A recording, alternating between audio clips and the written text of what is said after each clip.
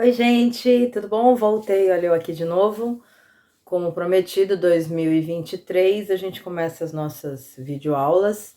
E essa é a aula inaugural, primeira aula do ano, primeira aula do canal. Gratidão por todo mundo que já se inscreveu, muito obrigado por todo mundo que está visualizando, compartilhando, curtindo, enfim. Primeira coisa que eu queria dizer para vocês é que junto com aquele vídeo de apresentação, no meu canal, vocês já devem ter percebido que tem uns videozinhos que chama Minuto do Trânsito, que são vídeos que a gente faz aqui no município de São Vicente de educação para o trânsito, falando sobre algumas situações específicas de infração, que a maioria das pessoas acabam não sabendo, né, que são infrações, enfim, para atualizar mesmo, é uma forma de, sem peso, sem ser uma coisa chata e de uma forma rápida, a gente passar alguma mensagem, alguma informação sobre coisas que são importantes vocês saberem, tá? Bom, vamos lá. Hoje a gente vai começar falando basicamente sobre o início de tudo, que é o Código de Trânsito. O que é o Código de Trânsito, né?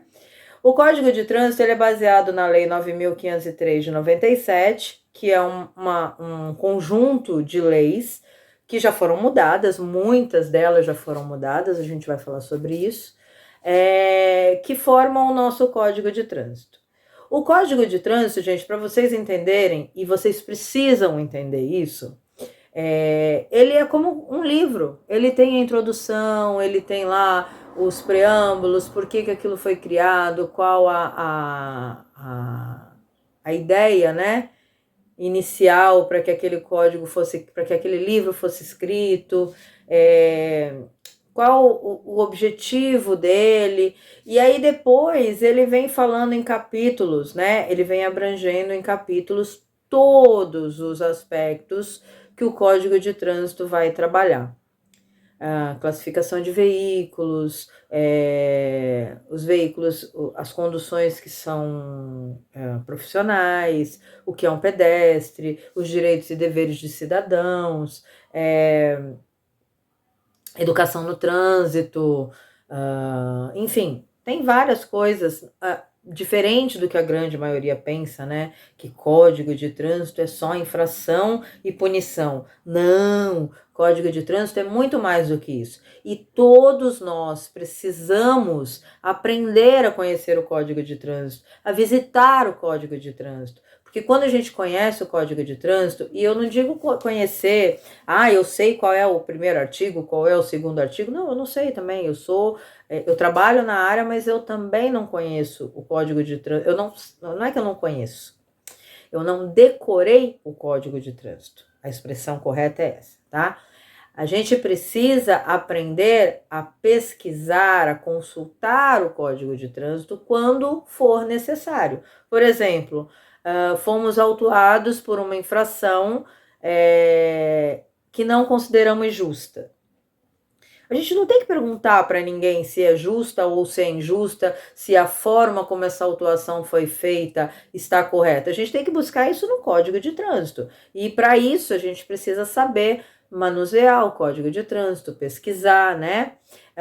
Saber das resoluções do CONTRAN, saber, enfim, de todas as situações. E a ideia que eu venho trazer para vocês aqui nessa primeira aula é justamente isso, tá? Então, a gente começa entendendo o seguinte: o trânsito, como todo e qualquer assunto nacional, ele tem um sistema, que é o Sistema Nacional de Trânsito. O Sistema Nacional de Trânsito, o que é? Não é nada concreto. O Sistema Nacional de Trânsito é um conjunto de órgãos que trabalham no trânsito nacionalmente e em diversas esferas, diversas camadas: federal, estadual, municipal. A gente tem órgãos que são legislativos e a gente tem órgãos que são executivos, fiscalizadores e tal. O que são órgãos normativos? O que são órgãos legislativos? São órgãos que criam normas, são órgãos que criam leis, Por exemplo, o CONTRAN, Conselho Nacional de Trânsito. Pelo nome a gente já sabe que a esfera dele é federal, né? E o Conselho Nacional de Trânsito, ele vai trabalhar criando as atualizações do código, fazendo algumas atualizações, algumas não, muitas, a gente vai ver que a gente tem muitas atualizações. Quando eu falei para vocês que eu sou agente de trânsito aqui do município de São Vicente, o que eu sou? Eu faço parte de um órgão executivo, né? Eu executo e fiscalizador. Quando eu estou na rua, eu fiscalizo. A PRF, no meu caso, a nível municipal, no caso da PRF, Polícia Rodoviária Federal, ela também é um órgão executivo, fiscalizador, só que a nível federal, tá? Então, o Sistema Nacional de Trânsito, eu vou colocar depois aqui algumas informações na tela para vocês se aprimorarem nisso. Ele é um conjunto de órgãos a nível nacional que vai cuidar de trânsito. Nós temos vários sistemas nacionais, tá? Nós temos Sistema Nacional de Contabilidade, Sistema Nacional de Saúde, Sistema Nacional de Educação. No nosso caso, a gente vai falar especificamente do Sistema Nacional de Trânsito, tá? E nós precisamos entender que nós fazemos parte do trânsito a partir do momento que nós saímos da nossa casa, saímos de um imóvel e vamos para a rua, sentados na calçada, andando a pé, andando de bicicleta, pegando um ônibus, chamando um Uber, nós somos parte integrante do trânsito. É importante que todos nós saibamos disso. Por quê? Dessa forma, a gente vai se comportar de uma forma mais cidadã, de uma forma mais defensiva, na hora de atravessar a rua, até na hora de andar na calçada, na hora de cuidar dos nossos filhos quando a gente está andando na rua. Então, se a gente não tiver essa consciência de que todos nós fazemos parte do trânsito, a gente não vai conseguir alcançar esse nível de autoproteção mesmo, de cuidado, de atitude defensiva que a gente precisa ter para andar no dia a dia, na rua, e se proteger mesmo de tudo que pode acontecer. E, por fim, para começar, né, a falar sobre todos os assuntos que nós vamos abranger, a pessoa que vai tirar a sua habilitação, né, que quer fazer parte aí desse grupo de pessoas habilitadas para conduzir, ela precisa iniciar esse processo a partir dos 18 anos, ela precisa ser imputável, né? Então, ela já precisa ter 18 anos. E aí, aos 18 anos, ela vai até a CFC. Ela precisa passar por exames médicos e psicológicos, que é o exame de vista e o psicotécnico. Depois desses exames prontos, ela vai para o curso teórico, né? Que aí ela vai encontrar eu aqui na sala de aula, e eu e outros professores, outros tantos pelo Brasil, óbvio, né? Ela vai fazer um curso que pede uma carga horária de 900 minutos eu já até coloquei isso no primeiro vídeo, 900 minutos de legislação, 800 minutos de direção defensiva, 200 minutos de meio ambiente, 200 minutos de primeiros socorros, 150 minutos de mecânica. Ela precisa dessa carga horária, né, para depois ela ir lá e fazer o exame dela, um exame de 30 questões aqui em São Paulo, um exame que pode durar 40 minutos, a duração máxima é 40 minutos, são 30 questões, e essa pessoa, ela é aprovada a partir de 21 acertos. Então, ela pode errar 9 e tem que acertar 21 questões. Essas questões, elas são entregues, né, para quem vai fazer, misturadas, né, aleatórias em relação a todas essas matérias que vão cair, respeitando a carga horária. Então, é óbvio que se eu tenho 900 minutos de legislação, eu vou ter muito mais questões de legislação, e eu tenho 800 minutos também de direção defensiva, também vou ter muitas questões de direção defensiva e vou ter uma quantidade menor das outras questões, mecânica, meio ambiente, primeiros socorros. Então, ela é bem equalizada com a carga horária mesmo que os alunos têm que estudar.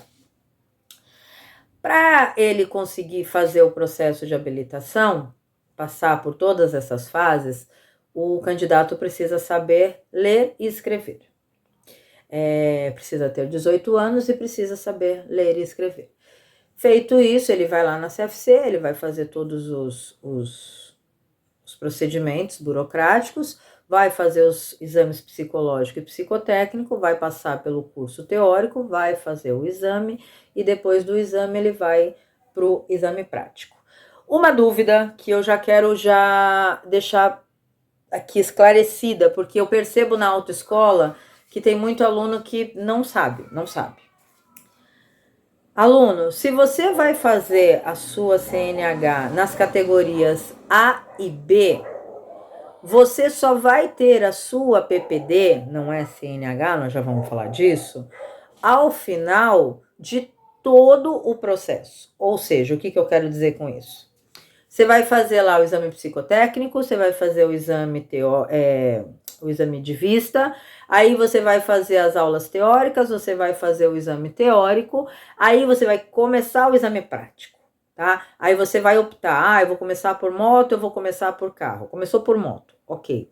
Você vai fazer as 20 horas aulas que são necessárias, é o mínimo necessário, você pode fazer mais. E aí você vai fazer o seu exame prático. Passou, que legal, vou pegar minha PPD de moto. Não, você não vai pegar a sua PPD, ela vai ficar lá. Aí você vai fazer de novo mais 20 horas aula de carro, no mínimo, né? Preciso de mais, faz mais aula, tal. Vai fazer o teste prático, passou. Aí sim você vai pegar a sua PPD. Mas e se eu desistir no meio do caminho porque eu achei a aula de moto muito difícil de fazer e eu não quero mais a carta de moto? Aí você tem todo um procedimento que você vai ter que se informar lá na sua CFC, que você tem que fazer a desistência daquela categoria. Eu não sei nem se o termo correto é esse, tá, gente? Mas é só para vocês terem essa ideia. Se informem na CFC, porque não é assim. Eu faço uma, pego uma categoria, faço outra e pego outra categoria. Só para deixar vocês esclarecidos nesse sentido, tá? E aí, vocês vão fazer todos os exames e vão pegar, como eu já acabei de falar, a PPD. O que é a PPD? A PPD é permissão provisória para dirigir. Desculpa o branco. Permissão provisória para dirigir. Vocês vão usar a PPD durante 1 ano, tá? E depois essa PPD se torna a CNH. Não passa nunca de 1 ano, tá? É sempre 1 ano. O que pode acontecer nesse tempo de PPD? Vocês podem ter a PPD de vocês cassada e voltar para o início do processo. Exame psicotécnico, exame de vista, exame teórico, exame prático. Como que vocês podem ter a PPD de vocês cassada?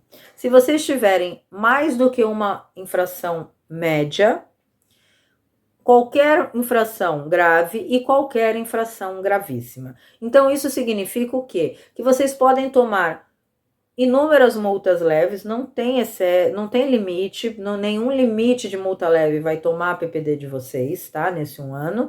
E vocês podem tomar uma multa por uma infração média.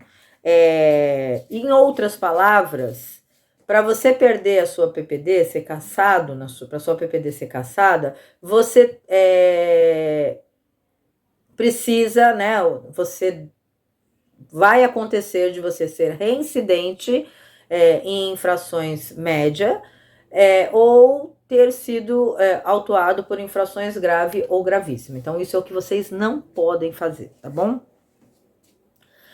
Com o passar de 1 ano, quando vocês pegam a CNH de vocês, e sim, vocês vão pagar novamente, tá? Já adiantando isso para vocês. Passou 1 ano, vocês têm que entrar lá no Detran, fazer o pedido da CNH de vocês, pagar a taxinha do Detran, aí vai chegar a CNH de vocês, bonitinho.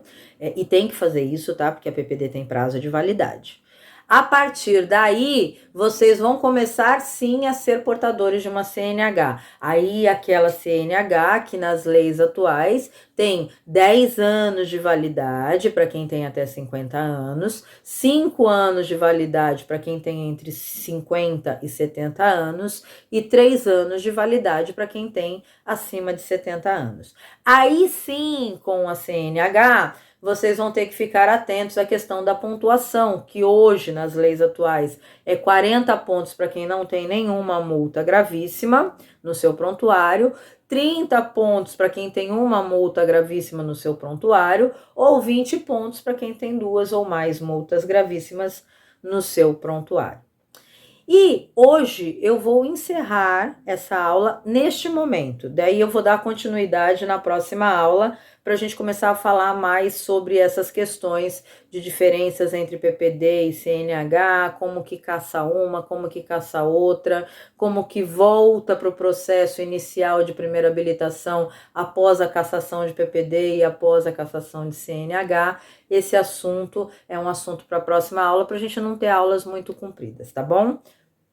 Um beijo, feliz ano novo para todo mundo, que 2023 seja maravilhoso, que as pessoas que estão atrás das suas CNHs consigam. Eu tenho uma turminha que eu estou formando, foi a última aula do ano e a primeira aula do ano, porque a gente na passagem do ano estava em aula. Hoje é o último dia de aula deles.